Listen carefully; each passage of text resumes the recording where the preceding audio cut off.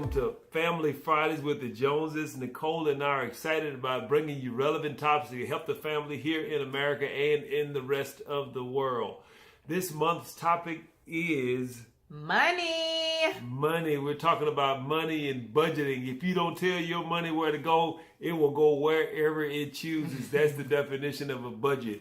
Giving your money a home, a destination, a place, telling it where to go. We understand that finances is one of the greatest concerns in America in the family and one of the top reasons for divorce here in America. We bicker and we argue and we fuss over the money, and we are not intentional about where the money goes, and we don't write it down. If you don't write it down, if you don't tell that money where to go, it will go anywhere. What we've worked hard to do is to do a zero-based budget. Hypothetically, if you bring in, let's say $1,000 a month, you should zero it out at the end of the month and start over fresh at the beginning of the next month. Most importantly, you have to write down every expense. Don't hide anything. Don't try to say, hey, this is not how much it costs. Be real. Be realistic with how much everything costs, and the budget will work, and it'll work for you. Nicole, if you want to share some things that we've done with budgeting. Yes. Well, for us, having a budget was hard at first. Everyone grows up with a different type of background in regards to finances. And at our previous church, we had an opportunity to learn from Dave Ramsey, and then Van did some research and that kind of thing. And so we had to kind of learn what to do with our money. When we were both working, I was working in corporate America and Van was teaching full-time. We had a lot more income coming in, and I think that we were very frivolous with that money. And so when the Lord called us to full-time ministry with our after-school program, and as well as Van doing the things that he does, the money got a little bit tighter, and so it kind of almost forced us into being better stewards of our money. And through that, we've learned a lot, and we're able to teach our children a lot. And so one of the things that we do is we include our children in regards to finances and budgeting. Our children work for us, and we pay them every week. And so some people pay their children, some people give them an allotment. We don't use the word allowance, but an allotment monthly. But whatever you do, you should use this opportunity with your children at home to teach them how to be good stewards over their money. Because again, we're not raising children, we're raising future adults. So you saying the money got funny and the change got strange? The money got funny and the change got strange.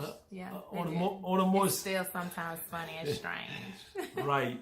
On a more serious note, it is important, as we've been talking about, in getting the kids involved with the money, and you and your spouse and the children being financially literate. Yes. We have a simple principle that we work towards at our home. It's very, very difficult, but this is the principle. We start with tithe, which is we call it the Terrell principle. It starts with T for tithe.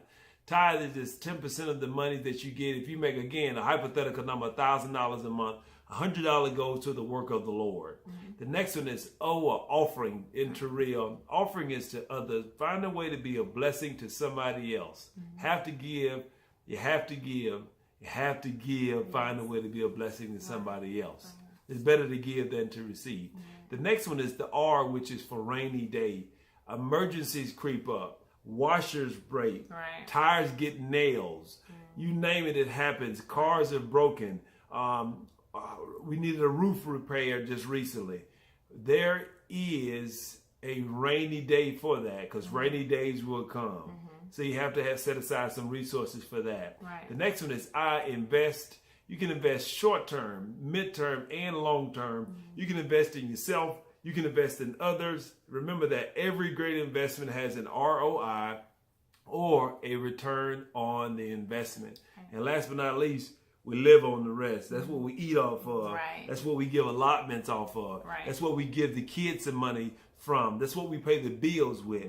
Let me say those again. Terrell, tithe, offering, rainy day, investment, and living. And again, we work with percentages there The tithe percentage doesn't change.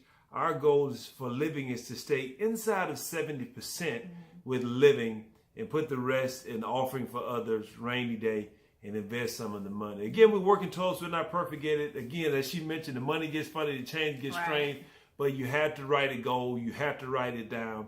You have to look at it throughout the week. You have to tell your money where to go, or it will seep out. It'll seep away from you. You're wondering by the 15th, where has the money gone? And you can't finish the month. Right.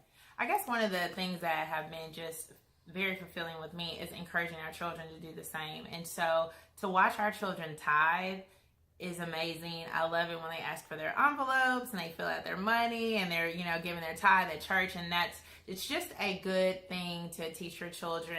And whatever your beliefs are in regards to that, we want to make sure that we're encouraging you to encourage your children to give. I mean, they need to be giving.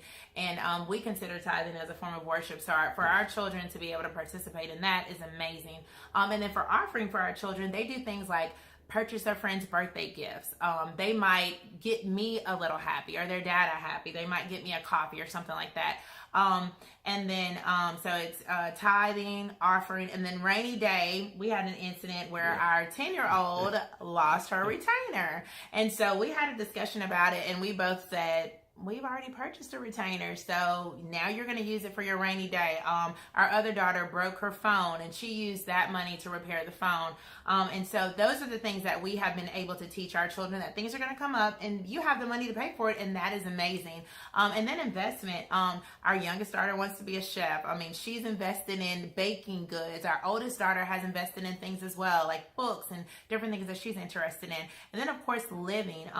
Just showing them, like, when we go on vacation or if there's certain things that they want to do with their own money, of course we take care of their basic needs, but we encourage them, like, hey, you have your money for the things that you like. We're going to take care of your basic needs and some of your wants, but we encourage our children to use their money. So I think by us patterning it, it was actually today we were in Walmart and my daughter was like, okay, Mama, how much money do we have to pay on grocery? And so, I mean, literally even her making a decision about like what she wanted compared to something else was just amazing, because she understood that we had this amount of money for grocery this week. And so we were able to have a conversation with it because we include them in our financial goals. Absolutely. And sometimes we do splurge a little bit, but we try very hard to stick to the budget, tell our money where to go. Right. And as you heard a bunch of times, you always have to pay yourself first. Right. Again, budgeting is a big deal. It's the number one reason for breakups in families. You have to educate your children. We all should be financially literate. Everybody in the house must know a little bit about money. What we've done with our kids, we've given them 5 big mason jars they put in their closet, and they can start putting away some money, $1 here, $2, $3 here. I label their jars TORIL, and you'll see some amazing things that happen. Now that turns into a bank account, and they can go use a debit card. We talk to them about finances, financing, credit, debit. We talk to them about all those things because it is important that when they get out on their own, they are literate about how to handle money. Again, we talked about budgeting, the big B word. Tell that money where to go. Tell that cheese. Tell that guac, that goulash. Tell it where to go, and have a plan for that money. Right. And so we also do a thing called Date Night with the Joneses. And we're not sure when you're going to be watching this video, but this is going to be aired. The first time it will be aired February, the first Friday in February. So we'll actually have a date night in March, and we will be talking about money. So if you're interested in that, you can find us on Facebook or on our Instagram pages and sign up for that. It'll be a great time. So you guys have a wonderful weekend. Make sure that you're watching your money. Make sure that you're including your family and the finances and that kind of thing. And this is just a brief little thing. And if you have more questions about the Terrell Principle or have questions for Van, just make sure you send us a message and we'll be sure to reach out to you. Y'all have a great weekend. Thanks.